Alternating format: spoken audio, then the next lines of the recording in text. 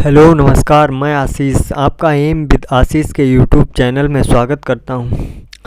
दोस्तों, हम number system पढ़ रहे थे और इसमें आज का टॉपिक है how to find unit digit, यानी कि इकाई का अंक ज्ञात कैसे करें। ठीक है, इसमें दो तरीके से क्वेश्चन पूछा जाता है। एक तो इकाई मतलब गुणा में कुछ संख्याएं दी गई होंगी और उसमें पूछेगा कि इसके जो मतलब गुणनफल आएगा तो उसमें इकाई का अंक क्या होगा। ठीक है, और दूसरे तरीके से ये पूछा जाता है कि घातांक में इकाई का अंक ज्ञात करना। ठीक है, जैसे कई संख्याएं दी गई होंगी और उनके ऊपर पावर दी गई होगी और उसमें पूछेगा कि इसमें जो मतलब सॉल्व करके जो सॉल्यूशन आएगा उसमें इकाई का अंक क्या होगा। ठीक है, जो संख्या प्राप्त होगी उसमें इकाई का अंक क्या होगा। ठीक है, तो सबसे पहले हम पढ़ेंगे गुणा में इकाई का अंक ज्ञात करना। इसमें कैसे आता है क्वेश्चन, जैसे कई संख्याएं दी गई होंगी 3 4 4 3 2 6 इंटू 3 4 5 हटा दीजिए पहले। ठीक है,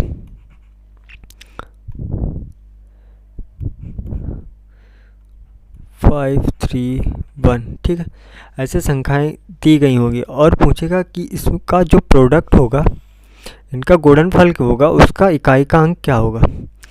तो हमें करना क्या है, हमें सिर्फ एक जो संख्याएं दी गई हैं उनके जो इकाई का अंक है यानी यूनिट डिजिट है उसकी मल्टीप्लाई आपस में करके और जो प्रोडक्ट प्राप्त होगा उसका जो इकाई का अंक होगा यानी यूनिट डिजिट होगा वही उसका आंसर होगा, वही यूनिट डिजिट होगी। ठीक है, जैसे हम मल्टीप्लाई करें 4 की 6 से करें, 6 चौक 24 आया ना, तो 24 आएगा। तो हमें सिर्फ मतलब किससे है, यूनिट डिजिट से। यूनिट डिजिट कितनी है, 4। ठीक है, तो बाकी सब छोड़ देंगे तो 4 बचेगा, फिर 4 की इधर से करेंगे, 4 चौको 16 हुआ। ठीक है, 16 में हमें मतलब किससे, सिर्फ 6 से, और 6 इक्कन 6, तो इसका यूनिट डिजिट कितना आएगा, 6 यूनिट। ठीक है, यही इसका आंसर होगा। अब इसमें हम देखेंगे क्वेश्चन। जैसे क्वेश्चन ऐसे दिया होगा कि find the unit digit in the sum of. अब पहले हमने मल्टीप्लाई में देखा, अब जैसे संख्याएं दी गई हैं। ठीक है, और ये आसान से होते हैं, मैं आपको बता दे रहा, कभी कभी पूछे जाते हैं, वरना यही या तो मल्टीप्लाई में दी गई होंगी संख्याएं या तो पावर में दी गई होंगी, ये तो कभी कभी पूछे जाते हैं। ठीक है, फिर भी इसमें भी हम क्या करें, हमें इसमें भी सिर्फ यूनिट डिजिट से ही मतलब है, मतलब यूनिट डिजिट यानी इकाई का अंक है उसको जोड़ लेंगे और जो प्राप्त होगा उसी का जो इकाई का अंक होगा वही आंसर होगा। जैसे 4 और 3 कितना आया, 7। अब 7 इसमें जोड़ेंगे तो 7 और 8 कितना आया, 15। ठीक, 15 का सिर्फ 5, 5 और 6 11, 11 का 1, 1 5 6, यही इसका यूनिट डिजिट होगा, यही इसका आंसर होगा। ठीक है, आसान सवाल है, कोई कठिन नहीं है। ठीक है, अब इसमें देखो आप, 3 और 4 कितना हुआ, 7 हुआ ना। ठीक है, 7 इसमें जोड़ेंगे, 7 और 7 कितना हुआ, 14। ठीक, 14 का मात्र 4 और कुछ नहीं, 4 इधर जोड़ेंगे, 4 और 2 6। ठीक है, 6 और 4 10, 10 का 0, 0 इसमें जोड़ेंगे कितना आएगा, 3, यही इसका यूनिट डिजिट होगा। ठीक है, नेक्स्ट क्वेश्चन देखें। अब इसमें देखो, ये बहुत ही अच्छा और इम्पोर्टेंट क्वेश्चन है। इसमें देखो factorial 1, factorial 2, factorial 3, factorial 4 dot dot dot factorial 99 तक है। अब आप इसमें देखो, आपको देखने में तो लग रहा होगा कि क्वेश्चन बहुत बड़ा सा है, पर ऐसा कुछ नहीं। इसमें देखो, आपको पता होगा फैक्टोरियल की वैल्यू कितनी होती है। जैसे फैक्टोरियल n है, ठीक है, तो हम फैक्टोरियल n है तो ऐसे इसको ऐसे लिखते हैं, factorial n to n minus 1 to n minus 2 dot dot dot dot 1 तक। ठीक है, फैक्टोरियल का मतलब ये होता है, आपको पता होगा फिर भी मैंने बता दिया। अब देखो,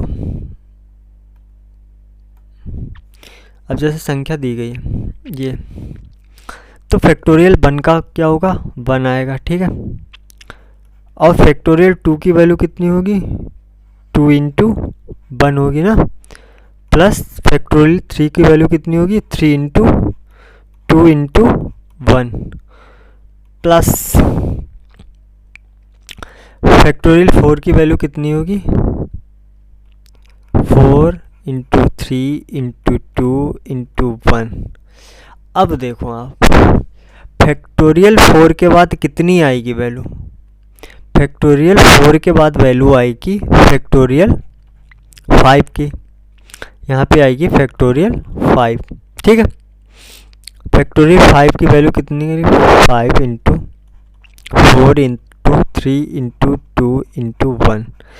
ठीक है, अब देखो इसकी वैल्यू कितनी आई, 1, इसकी 2, इसकी 3 दूनी 6 और 4 तियाँ 12, 12 दूनी 24, 24 का 24 लिख दो। ठीक है, अब देखो आप 4 के बाद 5 आ रहा है फैक्टोरियल। ठीक है, 5 आ रहा और 2 आ रहा है। मैंने आपको बताया था अगर किसी भी संख्या में अगर 5 है और मल्टीप्लाई में कोई सम संख्या है तो इसकी वैल्यू कितनी आएगी, 0, कम से कम उसमें एक शून्य तो अवश्य प्राप्त होगा। ठीक है, तो आप फैक्टोरियल 5 के बाद आप कितना भी आगे जाएं, ठीक है, सब में 5 आएगा और कोई ना कोई इवन वैल्यू यानी सम संख्या आएगी, तो इनका जो अगर प्रोडक्ट जो प्राप्त होगा उसमें इकाई का अंक में शून्य जरूर मिलेगा। ठीक है, तो हमें चूँकि यूनिट डिजिट ज्ञात करनी है तो हमें सिर्फ इनसे ही मतलब होना चाहिए। इसके जो आगे अब फैक्टोरियल 5 और उसके आगे जितनी भी वैल्यू आएगी सब में यूनिट डिजिट कितना होगा, 0। ठीक है, क्योंकि हमें जोड़ना है। तो अब देखो इसमें कितना है, 1 2 3 और 6 6 3 9।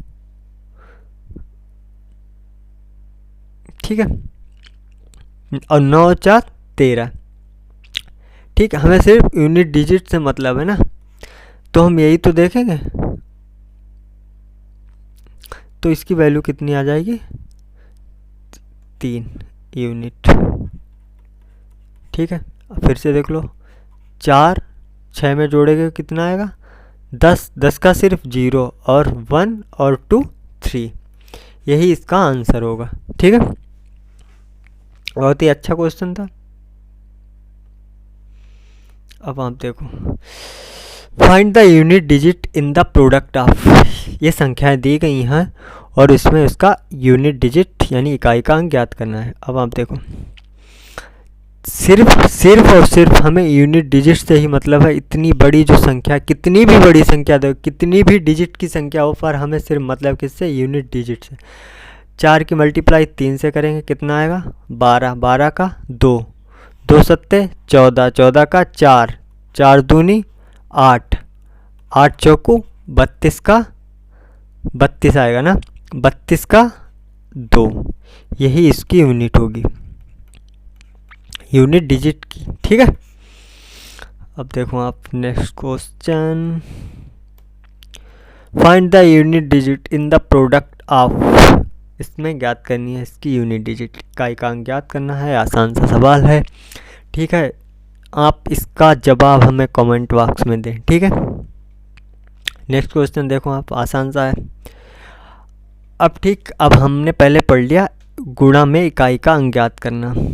अब घातांक में इकाई का अंक ज्ञात कैसे करते हैं, ठीक है, देखेंगे। अब इसमें क्वेश्चन कैसे ऐसे दी होती हैं, संख्याएं दी गई होंगी, ठीक है, लंबी लंबी संख्याएं दी गई होंगी, लंबी लंबी उनके ऊपर पावर दी गई होगी और हमें पूछेगा इसका इकाई का अंक ज्ञात करो।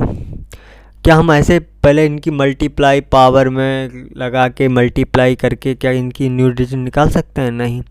तो इसके लिए हम कुछ रूल्स पढ़ेंगे आके, ठीक है। देखो, जैसे यदि किसी संख्या का इकाईकांक 0, 1, 5, 6 हो तो तब क्या करेंगे? जैसे इससे पहले क्वेश्चन कौन सा था? ये था, ठीक है। जैसे किसी इकाईकांक 6 दिया है या 0 है या 1 है या 5 है या 6 है, तब हम क्या करेंगे? यही कह रहा ना, यदि किसी संख्या का इकाई अंक 0 है, 1 है, 5 है, 6 है, तब क्या होगा? 0 की आप कितनी भी पावर लगा दो, कितना रहेगा? 0 ही रहेगा। 1 की पावर कितनी भी हो, 1, 2, 3, 4, 5 कुछ भी करते जाओ, 1 की पावर कितनी रहेगी? 1। 5 की पावर 1 रखो आप, कितना आया? 5। 5 की पावर 2 रखो, कितना आया? 25, ठीक है। 5 की पावर आप 3 रखो, कितना आया? 125। 5 की पावर आप 4 रखो तो कितना आया? 625। कहने का मतलब ये है 5 की चाहे का पावर कितनी भी हो, उसका इकाई का अंक क्या रहना है? 5 ही रहना है, ठीक है। और अब क्या बचा? 6। 6 की देखो पावर, 6 की पावर 1 रखा, कितना? 6। 6 की पावर 2 रखो, कितना है? 6 चंग 36 की, ठीक है। 6 की पावर 3 रखो, यूनिट डिजिट कितना है? 6 चंग 36 छक्का 216। जैसे 0, 1, 5 पे कोई फ़र्क नहीं पड़ता, चाहे पावर कितनी भी हो, वैसे 6 की भी पावर कितनी ही भी हो, इस पे कोई इकाई के अंक पे कोई असर नहीं पड़ता, ठीक है। समझ गए आप? अब देखें इस पे क्वेश्चन कैसे बनता है, ठीक है। अब आप देखो, जैसे इसमें है 0, 750 की पावर 638, मतलब हमें किससे है? इसकी यूनिट डिजिट से। मैंने बताया 6 की चाहे कितनी भी पावर हो, उसकी यूनिट डिजिट कितना रहना है? 6। 5 की चाहे कितनी भी पावर हो, उसका इकाई का अंक कितना रहना है? 5। और 1 की चाहे कितनी भी पावर हो, इकाई का अंक कितना रहना है? 1। अब आप इसको जोड़ दो, 6, 5, 11, 1, 12। यूनिट डिजिट कितनी आई? 2। आंसर आएगा 2 यूनिट, ठीक। समझ गए ना आप? अब आप देखो, find the unit digit in the sum of, sum नहीं है यहाँ पे, ठीक है। यहाँ पे माइनस दिया गया, ठीक है। अब आप देखो, पावर कितनी है? 1 की पावर, यूनिट कितना है? यूनिट डिजिट कितनी आएगी? 1 और -5। अब आप कहेंगे कि माइनस में 4 आ रहा है, माइनस में 4 कोई यूनिट डिजिट होता है, तो हम क्या करेंगे? यहाँ से लेंगे कैरी, यानी कि हासिल। यहाँ कितना होगा? 11। 11 में से 5 जाएगा, कितना बचेगा? 11 में से 5 जाएगा, कितना बचेगा? 6, ठीक। तो इसकी यूनिट डिजिट कितनी होगी? 6। अगर आंसर माइनस में आ रहा तो हम एक कैरी लेंगे, तब घटाएंगे, ठीक है। माइनस में तो लिख नहीं सकते। कितनी? -4। यूनिट डिजिट 4 होता, माइनस में होता है कभी यूनिट डिजिट?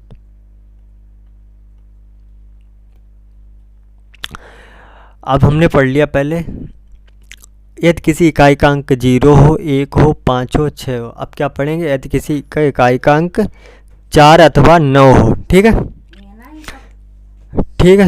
यदि किसी संख्या का इकाई का अंक 4 अथवा 9 हो, ठीक।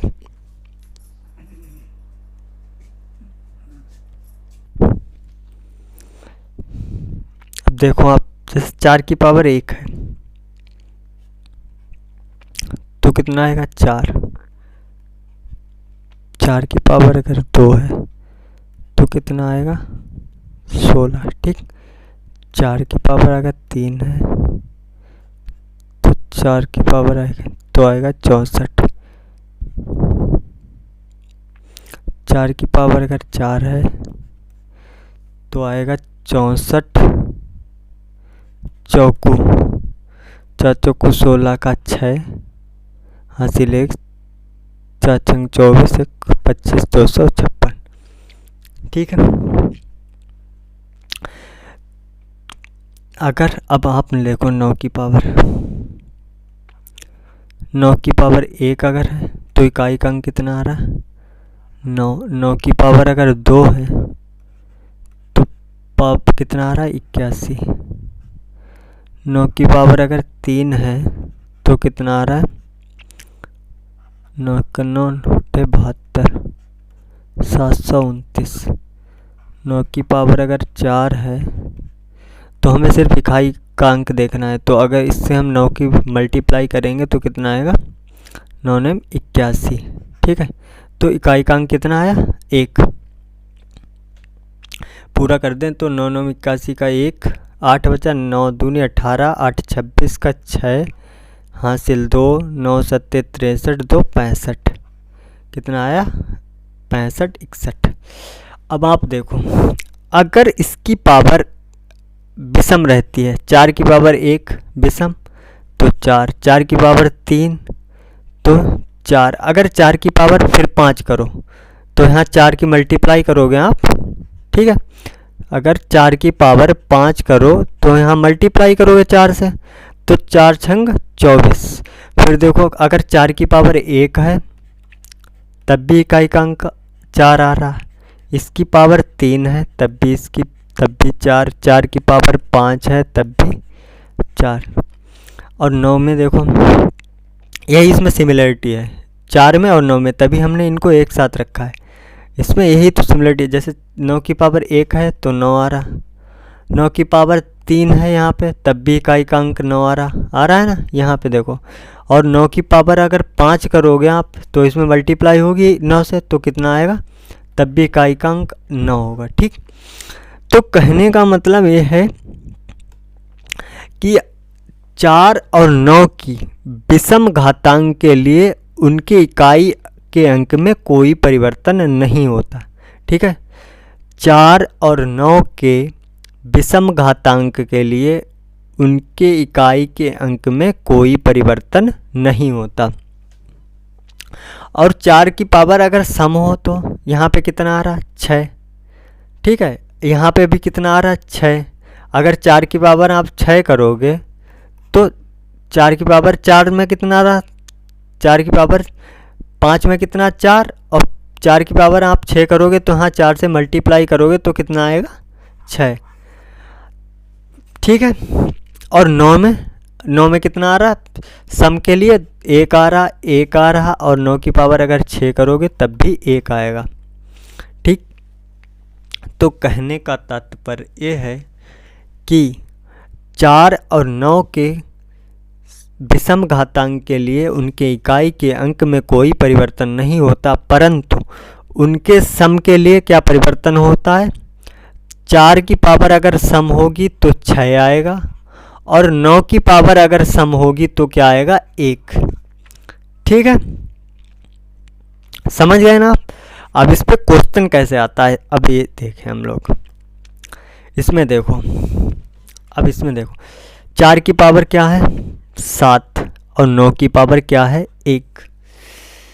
9 की पावर क्या है 361, यानी कि ये विषम है और ये भी विषम है। मैंने आपको क्या बताया कि 4 और 9 के विषम घातांक के लिए उनके इकाई के अंक में कोई परिवर्तन नहीं होता, तो इसका इकाई का अंक क्या रहेगा 4 और इसका क्या रहेगा 9, तो कितना आ जाएगा 13 आएगा ना।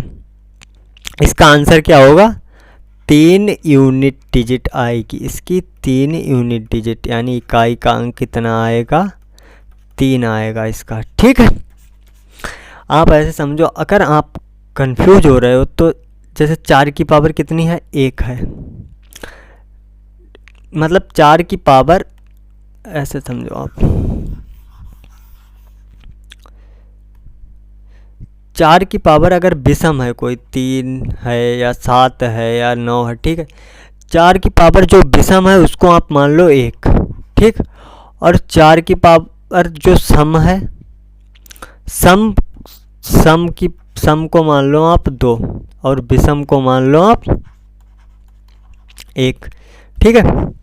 यानी कोई सम आए तो आप उसको मान लो, उसकी पावर मान लो 2 और उसका यूनिट डिजिट क्या होगा, 6 होगा। और इसका क्या होगा, 4। और 9 के लिए भी मान लो, अगर कोई विषम पावर हो तो 1 मान लो, ठीक है। और अगर सम पावर हो उसकी, अगर सम पावर हो तो मान लो आप उसको 2, तो कितनी आएगी, 1, ठीक। तो इसका आंसर कितना है, 3 यूनिट डिजिट। अब देखो आप ये वाला क्वेश्चन, इसमें देखो आप 4 की पावर कितनी है, सम है, मैंने आपको बताया 4 की पावर सम हो तो उसको 2 मान लो। और यहाँ पे देखो 9 की पावर सम है, इसको भी 2 मान लो, तो इसमें कितनी आएगी, 6 और इसकी 1, तो आंसर क्या है, 7 यूनिट डिजिट। समझ रहे हैं ना आप, ठीक है। और देखो एक क्वेश्चन और है आपके लिए। अब इसमें देखो 4, इसकी यूनिट डिजिट कितनी आएगी, पावर विषम है, ठीक है। विषम के लिए पावर 1 मानो, कितना आएगा, 4। मैंने आपको बताया 5 में कोई परिवर्तन होता ही नहीं है, चाहे कितनी भी हो उसकी पावर। 1 में कोई परिवर्तन होता नहीं है। 9 की पावर सम है, ठीक है, तो मैंने सम के लिए कितना बताया, 2 मान लो। 9 में 81 की आ गई 1। अब आप देखो इसमें कितना आ रहा है, 5। 5 के साथ किसी भी सम संख्या का गुणा किया जाए कितना आएगा, उसका यूनिट डिजिट 0 आएगा, ठीक। तो इसकी यूनिट डिजिट क्या हो गई, 0, ठीक है। आज के लिए बस इतना ही। और बाकी के जो यूनिट डिजिट है, जैसे अगर इकाई के अंक में 2 हो, 8 हो, 7 हो और जो बाकी भी बचे हैं, ठीक है, उनके लिए हम आगे बढ़ेंगे। आज के लिए बस इतना ही, धन्यवाद।